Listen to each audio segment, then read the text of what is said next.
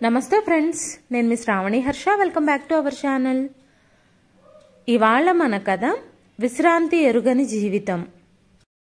కథని చివరి వరకు వినండి. నచ్చితే ఒక్క లైక్ చేయండి. ఈ కథ పైన మీ విలువైన స్పందనని కామెంట్ రూపంలో మాకు తెలియజేయండి. కొత్తవారు ఎవరైనా చూస్తున్నట్లయితే మన ఛానల్ని సబ్స్క్రైబ్ చేసుకోండి. నూతి చప్టా మీద కూర్చొని గిన్నెలు తోముతోంది జానకి. ఆమె చేతుల రాపిడికి స్టీలు గిన్నెలు వెండి గిన్నెల్లా, ఇత్తడి గిన్నెలు బంగారంలా మెరిసిపోతున్నాయి.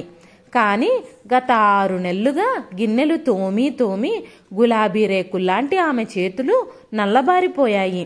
ఎండలో పనిచేయడం వల్ల ఆమె పసిడి దేహ కాంతి కగ్గిన బంగారంలా మారింది. యాంత్రికంగా గిన్నెలు తోముతుందన్న మాటే గాని ఆమె మనసు శ్రీధర్ చుట్టూ పరిభ్రమిస్తోంది. మీరు కంప్యూటర్ కోర్సు చెయ్యొచ్చు కదా, చదువుకున్న మీరు ఇలా వంటలు చేసి డబ్బు సంపాదించడం ఏమిటి? మీకున్న డిగ్రీకి కంప్యూటర్ పరిజ్ఞానం తోడైతే మంచి ఉద్యోగమే దొరుకుతుంది. నిజమే, తను కంప్యూటర్ కోర్సు చేస్తే బాగుంటుంది. జానకిలో శ్రీధర్ రేకెత్తించిన ఆలోచనకి ఆశ ఊపిరి పోసింది. కానీ అత్తగారేమంటారో, మామగారు అభ్యంతర పెడతారేమో. అన్నింటికన్నా ముఖ్యంగా డబ్బు లేకపోబట్టే కదా పుట్టింటి వాళ్లకు బరువై అత్తింటి వాళ్లకు బానిసయింది. తన ఆశలు కలలు అన్నీ భర్త మరణంతోనే సమాధైపోయాయి. రఘురాం చనిపోయి 6 నెలలు, తను అత్తవారింట్లో బానిసగా మారి 6 నెలలు. ఎంతసేపే గిన్నెలు తోమడం? లోపలికొచ్చి తగలడు. మీ మామగారు స్నానానికి వస్తున్నారు. అయిపోయింది అత్తయ్య. జానకి గబగబా గిన్నెలు కడిగి వంటింట్లో పెట్టొచ్చింది. నూతి చప్టా మీద మెతుకులు లేకుండా శుభ్రంగా కడుగుతుంటే మరోసారి అత్తగారి గర్జన వినిపించి గబాల్న ఇంట్లోకి వచ్చి పడింది. పొద్దుట లేవగానే వితంతువైన తన ముఖం చూస్తే అరిష్టమని మామగారి ప్రగాఢ నమ్మకం.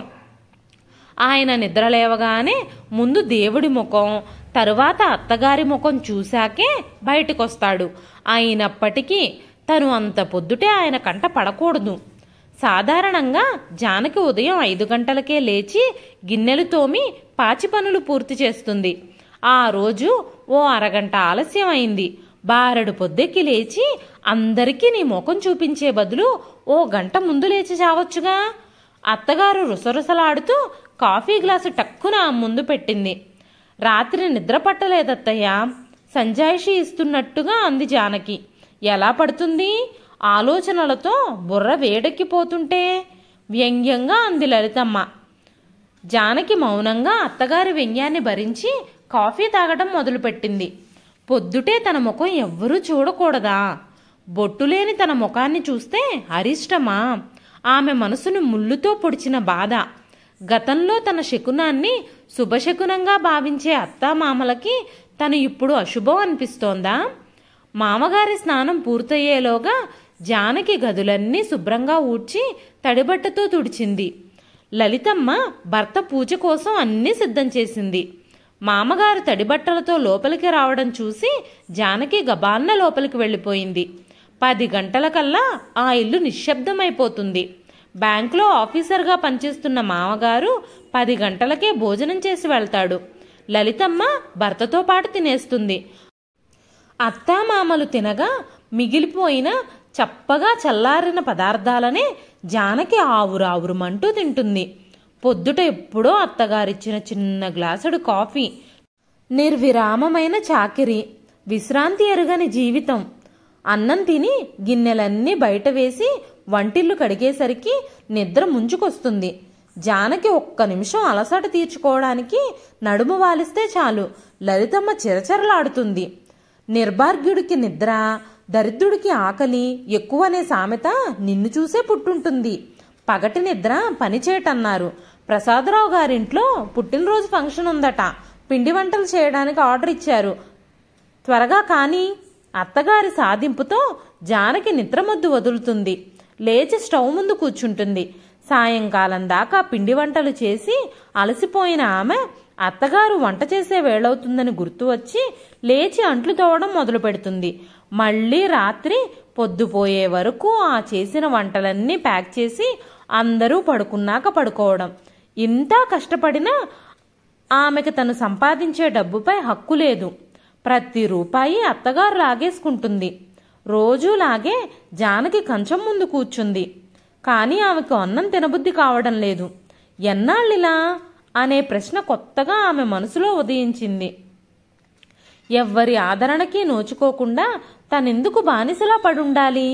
శ్రీధర్ చెప్పినట్టు కంప్యూటర్ కోర్సులో జాయిన్ అయితే తను తెలివి తక్కువదేం కాదు.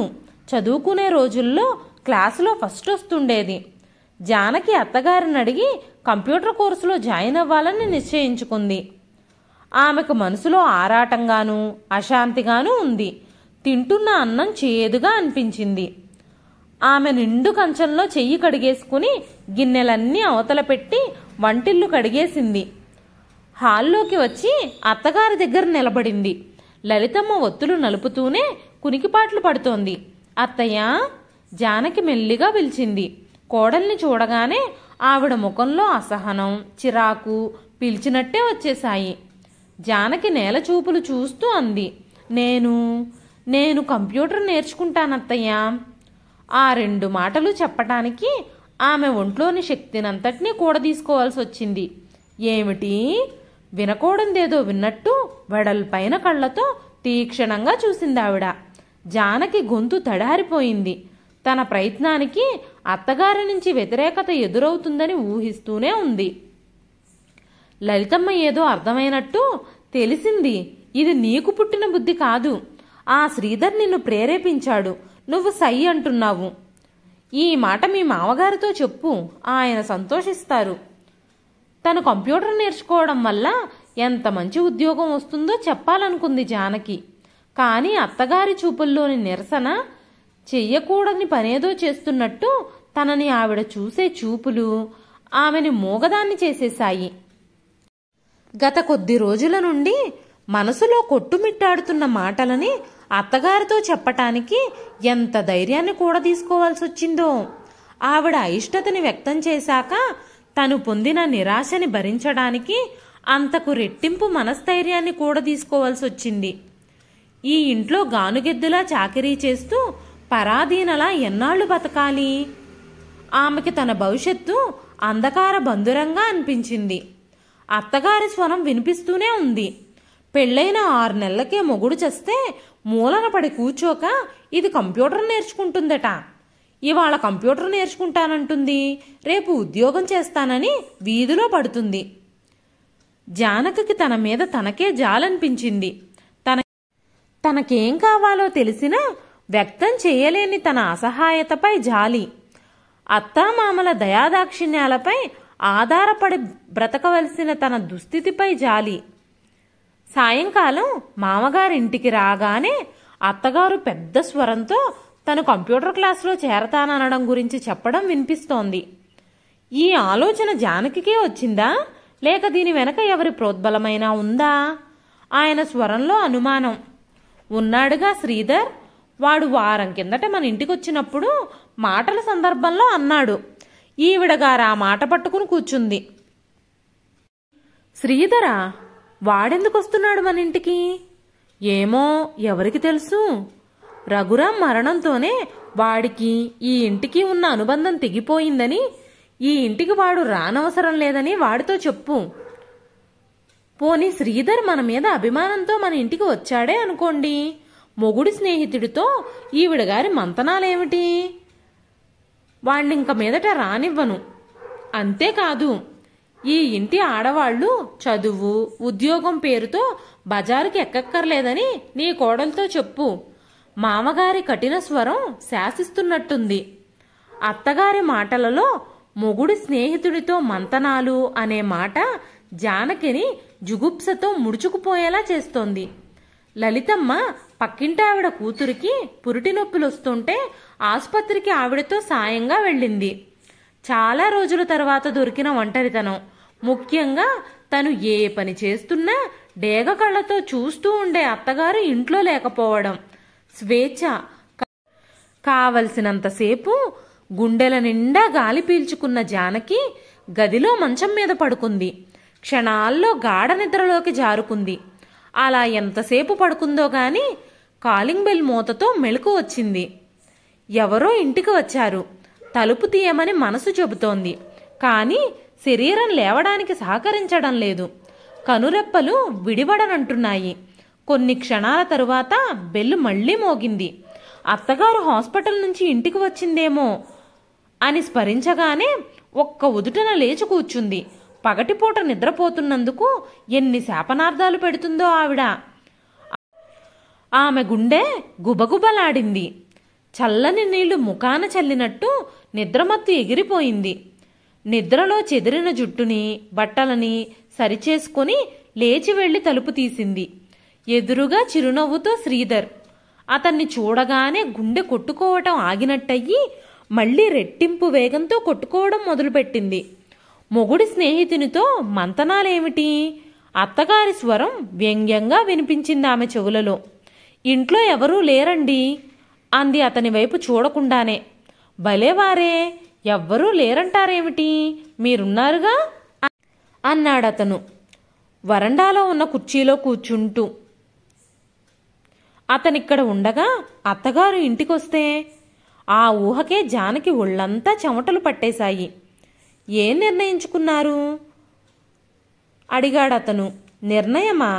జానకికి అతనే విషయాన్ని గురించి అడుగుతున్నాడో అర్థం కాలేదు. అదే, మీరు కంప్యూటర్ క్లాస్లో జాయిన్ అవ్వడం గురించి. మా అత్తగారికి మామగారికి ఇష్టం లేదు. అంటే మీకిష్టమే కదా. నా ఇష్టాయిష్టాల ప్రసక్తి అనవసరం.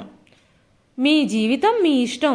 మీ భవిష్యత్తుకు పునాది వేసుకోవడానికి అవకాశాలను వెతుక్కోకుండా వంట పని చాలు అని తృప్తి పడతారేమిటి? ఆశలున్నా అవి తీరే మార్గం ఉండాలండి. ముఖ్యంగా డబ్బు. ఏం నేర్చుకోవడానికైనా డబ్బుండాలి. నేను చదివిస్తాను మిమ్మల్ని. మీరా? కళ్ళల్లో సంభ్రమం కదలాడింది. మీరు, నేను, నాకు తడబాటుగా ఆగిపోయింది. నేను మీకేమవుతానని మీ ప్రశ్న. మనిషికి మనిషికి మధ్య ఏర్పడే అనుబంధాలకి బంధుత్వమే ఉండనవసరం లేదు. అతడి స్వరంలోని ఆప్యాయతాభిమానాలకి జానకి కళ్ళల్లో నీళ్లు చిప్పిల్లాయి. శ్రీధర్ తనని పలకరిస్తేనే పెడార్థాలు తీసిన అత్తగారు ఇప్పుడతను తనని చదివిస్తానంటే మరింత వికృతంగా మాట్లాడదు. నాపై మీకున్న అభిమానానికి కృతజ్ఞురాలిని. అందని వాటి కోసం అరులు చాచి ఉన్న నీడని పోగొట్టుకోలేను. నన్నిలా బ్రతకనివ్వండి చాలు, చేతులు జోడిస్తూ అని వెనుదిరిగి లోపలికి వెళ్ళిపోయింది. ఆమెకు దుఃఖం ముంచుకురాగా వంటగదిలోకి వెళ్లి కరువు తీరా ఏడ్చింది. కొద్ది క్షణాల తరువాత శ్రీధర్ అక్కడి నుండి లేచి వచ్చేశాడు. శ్రీధర్ తన దగ్గర పెళ్లి ప్రస్తావన తెస్తాడని ఊహించని జానకి నిశ్చేష్టురాలయ్యింది. ఆశ్చర్యం, అపనమ్మకం, దిగ్భ్రమ ఇత్యాది భావాల సమ్మిళితంగా ఉందామె ముఖం. ఛాందస్తులైన మీ అత్తామామలు మన పెళ్లికి అంగీకరించరని నాకు తెలుసు. నాకు కావలసింది మీకు ఇష్టమా కాదా అనే విషయం. దీనికి జవాబు బాగా ఆలోచించుకునే చెప్పండి. మిమ్మల్ని పూల మీద నడిపిస్తానని వాగ్దానం ఇవ్వలేను, కానీ నన్ను పెళ్లి చేసుకున్నందుకు మీరు ఎప్పుడూ బాధపడరని మాత్రం ఖచ్చితంగా చెప్పగలను. నన్ను నిరాశపరచరనే నమ్ముతున్నాను. అతను చకచకా నడుస్తూ వెళ్ళిపోయాడు. జానకి కలలో నడుస్తున్న వ్యక్తిలా లోపలికొచ్చింది. ఆమె ఒంట్లోని రక్తమంతా ముఖంలోకి వచ్చి చేరింది. శ్రీధర్ తనని పెళ్లి చేసుకుంటానని ఎంత ధైర్యంగా చెప్పాడు. అసలు ఆ ఉద్దేశం మనసులో పెట్టుకునే తమ ఇంటికి రాకపోకలు సాగిస్తున్నాడా? ఆమెకు సిగ్గుతో ప్రాణం పోతున్నట్టుంది. ఆమెకు భర్త గుర్తుకు వచ్చాడు. అతనితో 6 నెలల సహజీవనం గుర్తుకొస్తోంది. పెళ్లైన తొలి రోజులు అందరికీ ఎంత వేగంగా గడిచిపోతాయో తనకి అంతే వేగంగా గడిచిపోయాయి. అతని ప్రతి చర్యలో ఉద్రేకం, వాంఛ తప్ప ప్రేమ, లాలన, ఈశాన్ మాత్రం కనిపించేవి కావు. అతని ఇష్టాలను అమలు చేయడం తప్ప తన ఇష్టాలకు ప్రాధాన్యం ఇచ్చేవాడు కాదు. అతను తనని అర్థం చేసుకున్నాడో లేదో తెలియదు, కానీ అతన్ని తను అర్థం చేసుకోవడానికి ఆ 6 నెలల కాలం చాలలేదు.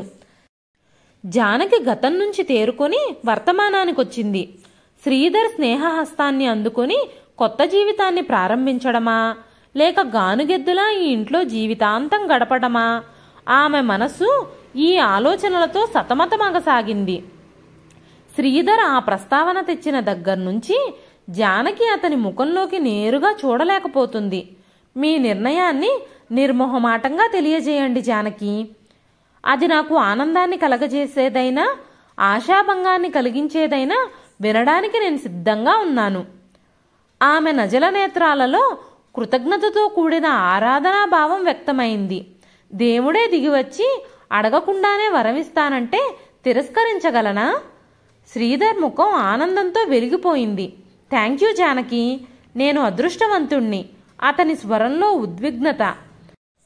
కానీ మీ పేరెంట్స్ మన పెళ్లికి ఒప్పుకుంటారా? మా నాన్నగారు అభ్యుదయ భావాలున్న మనిషి. కందుకూరి వారి ఆశయాల బాటలో నడవడం కోసం 30 ఏళ్ల క్రిందటే వితంతువైన మా అమ్మని పెళ్లి చేసుకున్నారు. పెళ్లి విషయంలో నాకు మా అమ్మ నాన్నలు స్వేచ్ఛనిచ్చారు. నా ఆశయానికి వాళ్ల ప్రోత్సాహం ఉంది కూడా. మనం చెన్నై వెళదాం జానకి. అక్కడి నుంచి మధుర మీనాక్షి గుడికి వెళదాం. మీనాక్షి అమ్మవారి గుడిలో నీ మెడలో తాళి కడతాను. జానకి బుగ్గలలో మందారాలు పూసాయి. వారం తరువాత చెన్నై ఎక్స్ప్రెస్లో ఒక కంపార్ట్మెంట్లో జానకి శ్రీధర్ ఎదురెదురుగా కూర్చుని ఉన్నారు.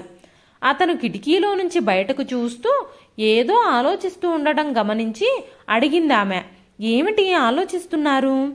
నన్ను నమ్మి నాతో వచ్చిన నీకు ఏ కష్టమూ రాకుండా ఎలా చూసుకోగలనా అని. నాకు ఉద్యోగం లేదు. కొన్నాళ్లు మనం కష్టపడక తప్పదేమో. నీ నగలు తెచ్చావు కదూ? క్షణం ఆగి అడిగిందామె. మన పెళ్ళి మీ వాళ్ళకి ఇష్టమేనన్నారుగా. మరి మనం అందరికీ దూరంగా ఎక్కడికో వెళ్ళిపోయి రహస్యంగా పెళ్లి చేసుకోవడం ఎందుకు? మా వాళ్ళకి అభ్యంతరం లేకపోయినా మీ అత్తామామలు ఒప్పుకోరు కదా. మన పెళ్ళయ్యాక కొన్ని రోజుల తర్వాత తిరిగి వస్తే వాళ్ళేమీ చేయలేరు. అదీగాక పెళ్ళి ఎక్కడైనా చేసుకోవచ్చు. కానీ హనీమూన్ మాత్రం జీవితాంతం గుర్తుండిపోయే మధురమైన జ్ఞాపకంగా మిగిలిపోవాలని నా ఆశ. తరువాత వాళ్ళిద్దరూ ఎవరి ఆలోచనలో వాళ్ళు నిమగ్నమై ఒకరితో ఒకరు మాట్లాడుకోలేదు. విజయవాడ స్టేషన్ సమీపిస్తోంది. జానకి లేచి సీటు కింద నుంచి తన సూట్ కేసును బయటకు తీస్తుంటే శ్రీధర్ విస్మయంగా చూస్తూ అడిగాడు, ఇది విజయవాడ స్టేషను. చెన్నై రావడానికి చాలా టైం ఉంది. తెలుసు, నేను విజయవాడలో దిగుతున్నాను. ఎందుకు? నేను నీతో రావడం లేదు. నాతో రావడం లేదా? ఎందుకని? అదిరిపడిన అతను అప్రయత్నంగానే లేచి నిలబడ్డాడు. నీ నిజస్వరూపమేమిటో తెలిసాక నిన్ను నమ్మి నీతో ఎలా వస్తాననుకున్నావు? ఏం మాట్లాడుతున్నావు నువ్వు? ఎంత బాగా నటిస్తున్నావు శ్రీధర్. నువ్వు ప్లాట్ఫామ్ మీద నీ ఫ్రెండ్తో మాట్లాడింది నేను వినలేదనుకున్నావా? నా మెడలో తాళి కట్టి నాపై మోజు తీరాక నన్ను ముంబై తీసుకెళ్లి అమ్మేద్దాం అనుకున్నావు కదూ? నాకు నా దగ్గరున్న బంగారానికి బజారులో వెలకట్టి ఆ డబ్బుతో ఉద్యోగాన్ని కొనుక్కుందాం అనుకున్నావు కదూ? కందుకూరి వారి అడుగుజాడల్లో నడిచిన నీ తండ్రి కడుపున నీలాంటి నీచుడు పుట్టడం ఆయన దౌర్భాగ్యమే కాదు, ఈ దేశం చేసుకున్న దౌర్భాగ్యం కూడా. భగవంతుడు సమయానికి నా కళ్ళు తెరిపించి నీ నిజస్వరూపాన్ని తెలుసుకునేలా చేశాడు. ఒకందుకు మాత్రం నీకు నా కృతజ్ఞతలు చెప్పకుండా ఉండలేకపోతున్నాను. అత్తింటి బానిసగా బ్రతుకుతున్న నాకు నా కాళ్ల మీద నేను నిలబడగలను అనే స్ఫూర్తిని కలిగించావు. నాలో ఆత్మవిశ్వాసాన్ని మనోధైర్యాన్ని కలిగించావు. నువ్విచ్చిన స్ఫూర్తితో నా జీవితాన్ని చక్కదిద్దుకుంటాను. Good bye Sridhar, good bye forever. ఆత్మవిశ్వాసంతో ముందుకు సాగిపోతున్న జానకిని పాలిపోయిన ముఖంతో చూస్తూ నిలబడిపోయాడు శ్రీధర్. ఇదండి ఈరోజు కథ. ఈ కథ నచ్చితే ఒక్క లైక్ చేయండి. ఈ కథ పైన మీ విలువైన స్పందనని కామెంట్ రూపంలో మాకు తెలియజేయండి. మరెన్నో ఇలాంటి ఇంట్రెస్టింగ్ కథల కోసం మన ఛానల్ని సబ్స్క్రైబ్ చేసుకోండి. మరొక మంచి కథతో మళ్ళీ కలుస్తానండి. అంతవరకు సెలవు.